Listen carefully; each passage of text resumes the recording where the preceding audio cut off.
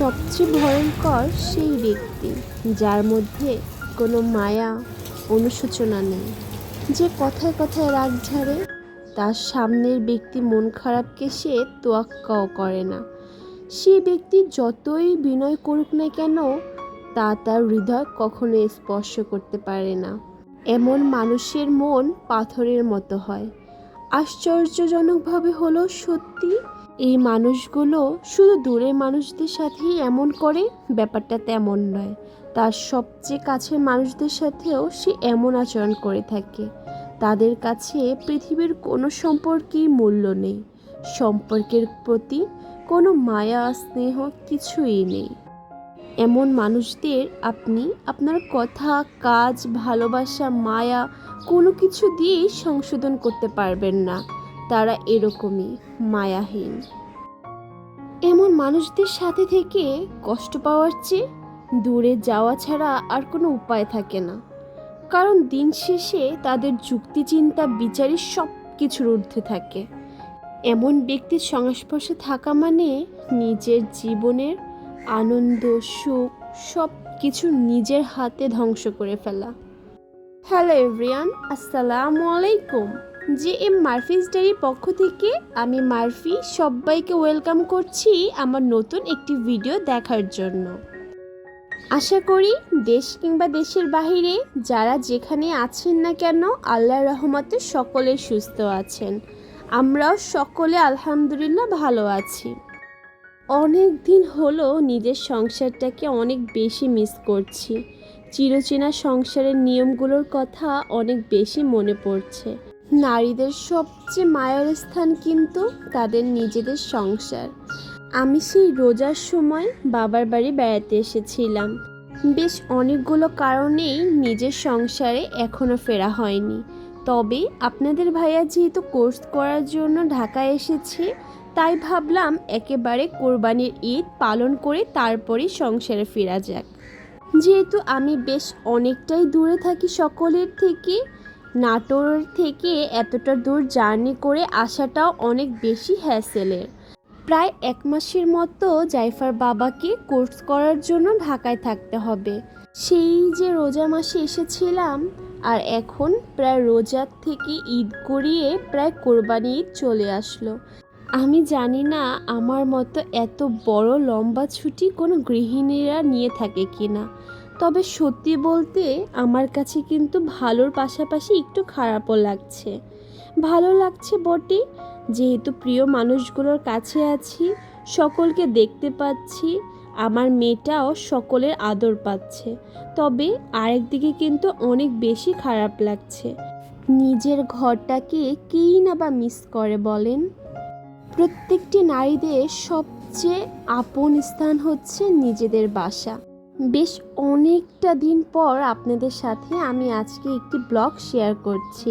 জানি না আপনাদের কাছে ভালো লাগবে কি না, তবে আপনাদের কাছে আমার ছোট্ট একটা রিকোয়েস্ট থাকবে। আশা করি আমার প্রিয় আপু কিংবা ভাইয়ারা আমাকে ভুলে যাননি। আমার ভিডিওটির সঙ্গে থাকার অনুরোধ রইল।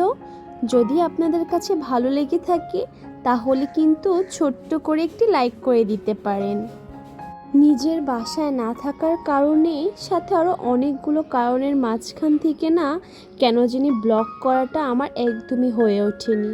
যদিও আমি বেড়াতে এসেছি, তবে কেন জানি একটার পর একটা ঝামেলা আমার পিছু ছাড়ছিল না।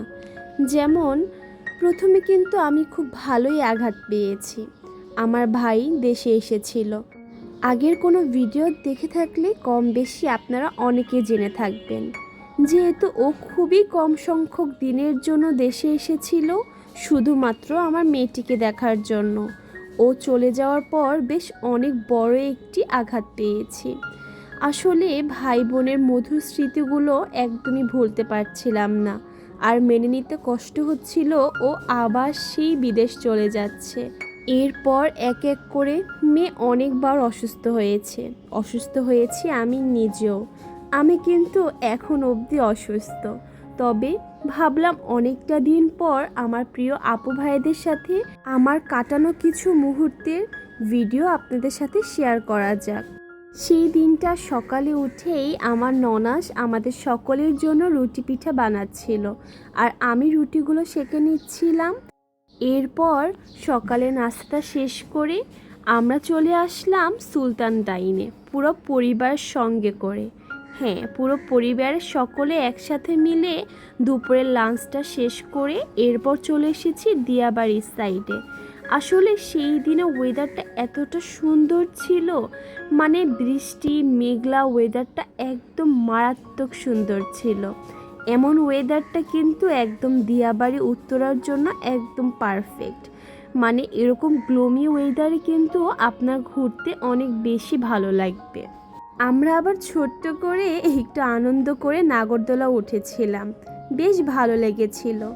এরপর চলে যাচ্ছিলাম দিয়াবাড়ির অনেক বড় বড় নার্সারিগুলোতে। সাইফার ফুপি এখান থেকে তার নিজের বাসা সাজানোর জন্য কিন্তু বেশ অনেকগুলো ফুল গাছ নিয়েছিল। আবারও চলে এসেছে এখানে একটি করমচা গাছ কেনার জন্য। সেই করমচা গাছটি কেনার জন্য অনেক বেশি মরিয়া হয়েছিল। প্রতিটি নার্সারিতে যে তার মনের মতো করমচা গাছ খুঁজছিল। তবে হতাশার ব্যাপার সেটিই ছিল, তার মনের মতো একটি গাছও কিন্তু সে পায়নি। হয়তো পেয়েছে বেশ অনেক বড় ঝাপড়ালো, কিন্তু সেটা তো বাসা বাড়ির জন্য একদমই উপযোগী নয়। আবার অনেকগুলো বেশ ছোট ফল ছিল না। এক এক করে প্রত্যেকটি নার্সারিতে ঢুকেই আমরা আমাদের কাঙ্ক্ষিত গাছটি খুঁজছিলাম। তবে আমার ননাস তো তার কাঙ্ক্ষিত গাছটি খুঁজছিল, আর আমি পাগলের মতো এই ফুল গাছগুলো দেখছিলাম। ফুল কারই না পছন্দ বলেন, আর নার্সারিতে আসলে তো সবাই পাগলই হয়ে যাবেন। এত এত ফুলের কালেকশন, আর এত সুন্দর করে প্রত্যেকটি গাছ পরিচর্যা করে তারা ফুলগুলো ফুটেছিল। গাছগুলো এতটাই সুন্দর লাগছিল, তা আসলে ভাষা প্রকাশ করার মতো নয়। আমি বরাবরই ফুল প্রেমী, তবে আমার কাছে কিন্তু ফুল হাতের চেয়ে গাছেই বেশি ভালো লাগে। আমরা অনেকেই আছি ফুল দেখলে ছিঁড়ার জন্য অস্থির হয়ে যায়, তবে যে কোনো ফুলে কিন্তু সবচেয়ে বেশি সৌন্দর্য প্রকাশ পায় তার নিজ গাছে।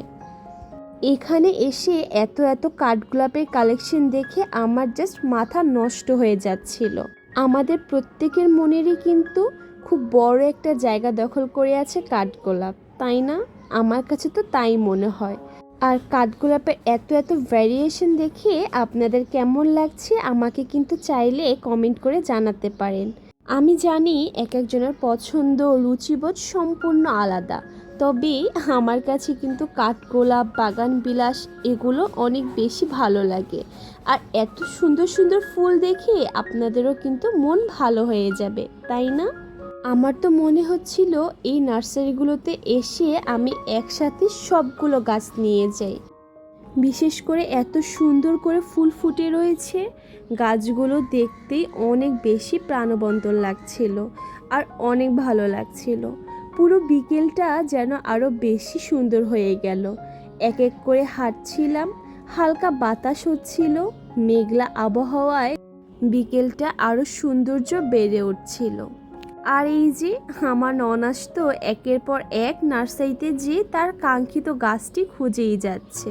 তবে আফসোসের কথা হচ্ছে আমরা কিন্তু সেদিন তার পছন্দ মতো গাছটি কিনতে পারিনি। আমার মেয়েটি অনেক বেশি দুষ্টামি করছিল, তাই আর কি না পারতেই একদমই ধৈর্যহারা হয়ে আমরা কিন্তু চলে যাচ্ছিলাম বাসার উদ্দেশ্যে। খুব ছোট্ট আকারে একদমই এলোমেলোভাবে ভিডিওগুলো আপনাদের সাথে শেয়ার করেছি। ইনশাল্লাহ খুব শীঘ্রই নিয়মিতভাবে ভিডিওগুলো দেওয়ার চেষ্টা করব। সকলের সুস্বাস্থ্য কামনা করে আজকে বিদায় জানাচ্ছি। আল্লাহ হাফিজ।